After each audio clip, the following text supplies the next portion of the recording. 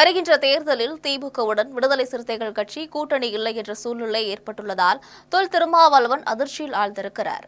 கடந்த 2021ஆம் ஆண்டு நடைபெற்ற சட்டமன்ற தேர்தலில் விடுதலை சிறுத்தைகள் கட்சி திமுகவுடன் கூட்டணி போட்டு தேர்தலை சந்தித்தது. மொத்தம் 6 தொகுதிகளில் போட்டியிட்டு 4 தொகுதிகளில் விடுதலை சிறுத்தைகள் கட்சி வெற்றி பெற்றது. இதனையடுத்து நடைபெற்ற நாடாளுமன்ற தேர்தலில் 2 தனி தொகுதி, 1 பொது தொகுதி என திமுக கூட்டணியில் இடம் கேட்டது விடுதலை சிறுத்தைகள் கட்சி. ஆனால் திமுக சார்பில் 2 தொகுதிகள் மட்டுமே ஒதுக்கப்பட்டது.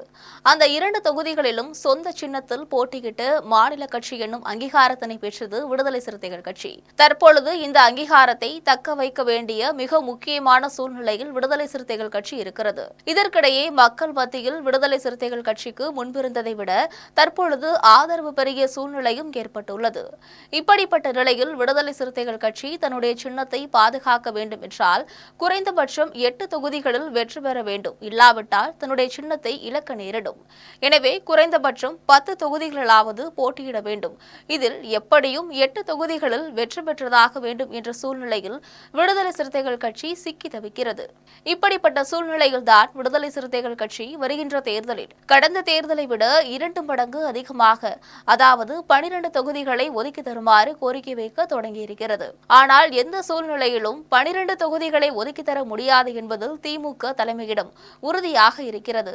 இதில் விசேஷம் என்னவென்றால் கடந்த தேர்தலை விட இந்த தேர்தலில் 2 தொகுதிகளை குறைத்து தருவதற்கு தான் திமுக திட்டமிட்டு வருகிறது.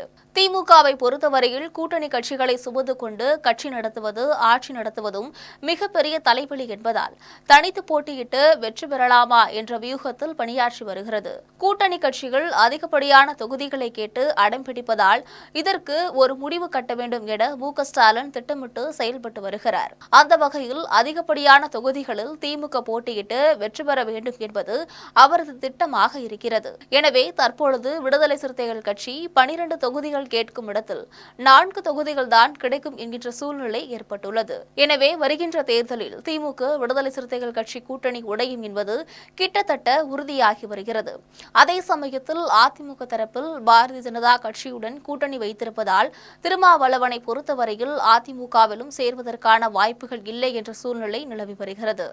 அதேவேளையில் விஜய் தொடங்கியுள்ள தமிழக வெற்றி கழகத்தில் சேருவதற்கும் திருமாவளவனுக்கும் விருப்பமில்லை என்று தெரிகிறது.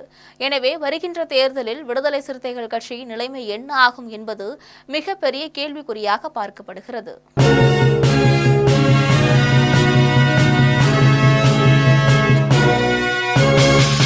உடனுக்குடன் அப்டேட் தெரிந்து கொள்ள ஜெம் டிவி தமிழ் ஆப்பை இன்ஸ்டால் செய்யவும்.